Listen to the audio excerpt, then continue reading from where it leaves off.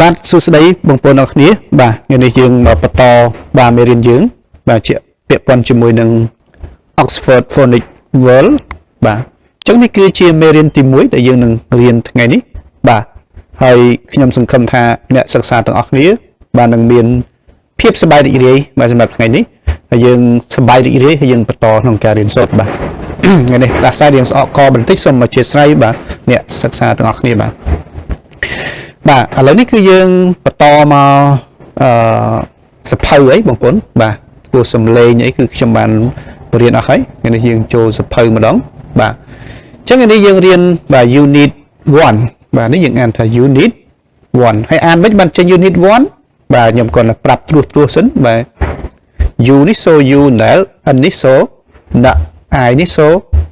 e ណា i សូ e ដល់ពេល t នេះសូថអញ្ចឹង unit 1ណា1ហ្នឹងគឺលេខ1ណាអញ្ចឹងនេះយើងរៀនអំពីអក្សរ A ណារៀនតែពីអក្សរ A តែមួយមុខទេបាទហើយបន្ទាប់ទៀតយើងរៀន B ហើយនឹង C ណាតោះងាយបាទហើយបន្តមកទៀតយើងចូលដល់ចំណុច A បាទគឺ listen and repeat បាទ listen and repeat listen and repeat ណាអានឲ្យត្រូវបាទអញ្ចឹងអក្សរធំនេះយើងអានថា A ឬក៏តង់អាមេរិកគេ R ណាឥឡូវយើងអាន R តោះនេះបាទ R មកនេះវិញមក angry apple ណាជិះពីនេះ R angry apple ណាព្យាយាមបញ្ចេញតង់ឲ្យត្រូវណាបងប្អូនបាទអូខេបាទឥឡូវនេះយើងចូលទៅ slide បន្ទាប់បាទអូខេតោះឥឡូវយើងទៅបន្តទៀតបងប្អូនបាទចំណុច B បាទ B listen point and repeat listen point and repeat ណា listen point and repeat បាទយើងចូលពាក្យទី1នេះយើងអានថា one apple ហើយយើង spell វាមក apple I spell A double P L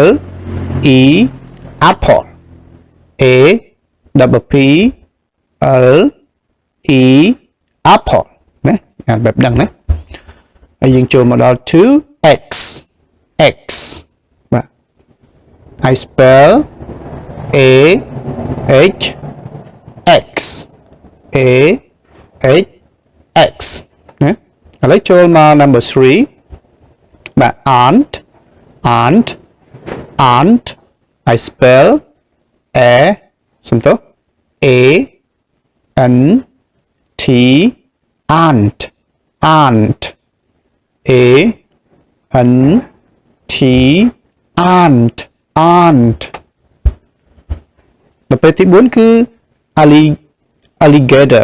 alligator បាទ alligator ណាយើង spell មក alligator I spell A double L I G A T O or alligator អូខេបាទអញ្ចឹងនៅក្នុងវគ្គនេះគឺយើងបាទផ្ដោតសំខាន់ទៅលើការធ្វើម៉េចឲ្យស្គាល់ពាក្យខ្លះនៅក្នុងតួអក្សរបាទហើយយើងឲ្យចេះបញ្ចេញសំឡេងឲ្យបានត្រឹមត្រូវបាទបញ្ចេញសំឡេងឲ្យបានត្រឹមត្រូវណាបាទបន្តមកទៀតបាទនៅក្នុងវគ្គបន្ទាប់គឺយើងនឹងរៀនលម្អិតអំពីការប្រកបបាទដូចខ្មែរយើងចឹងថាប្រកបមិនឲ្យវាចេញទៅជាពាក្យអានប្រកបមិនឲ្យចេញទៅជា apple ដំបូងនេះគ្រាន់តែយើងប្រកបបែបគេហៅថាបញ្ចេញសូរតួអក្សរឯងបាទតិចទៀតយើងនឹងប្រកបដូចខ្មែរយ៉ាងកអាការបន្តមួយកាន់ណាអង់គ្លេសប្រកបដូចគ្នាអញ្ចឹងណាប៉ុន្តែក្នុងវគ្គមួយនេះសូមបងប្អូនក៏ដូចជាបងនិងអ្នកសិក្សាទាំងអស់យើងរៀនអានបែបហ្នឹងសិនទៅណាបន្តមកទៀតគឺយើងនឹងរៀនលម្អិតបាទ ឥឡូវយើងបកទៅការបកប្រែបាទមេរៀន unit 1 នេះមានន័យថាមេរៀនទីបាទ unit 1 នេះមានន័យថាមេរៀនទី1ណាA B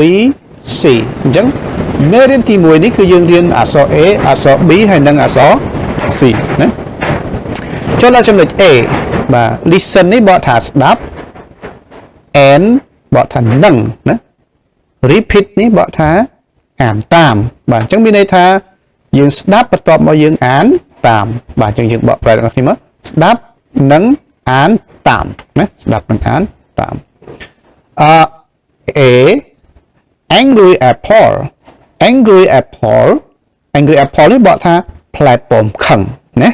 នេះគេគ្រាន់តែយករូបផ្លែឈើមកជាឧទាហរណ៍ទេបាទហើយ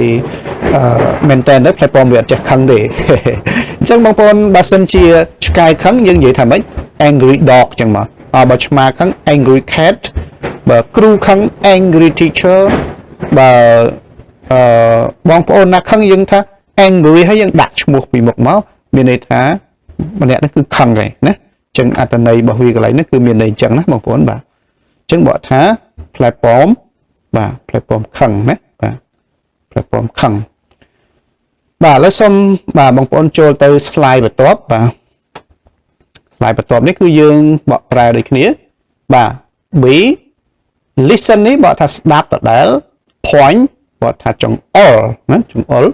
and បកថានឹង repeat បកថាអានតាមអញ្ចឹងយើងបកប្រែទាំងអស់មក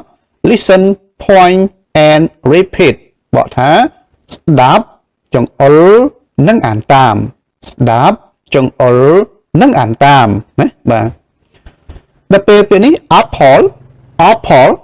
នេះយើងមើលទៅយើងឃើញហីយើងមានរូបនៅលើនឹងស្រាប់បាទមានរូបនៅលើនឹងស្រាប់យើងបកថាផ្លែប៉ោមណាផ្លែប៉ោមដល់ពេលនេះគឺ x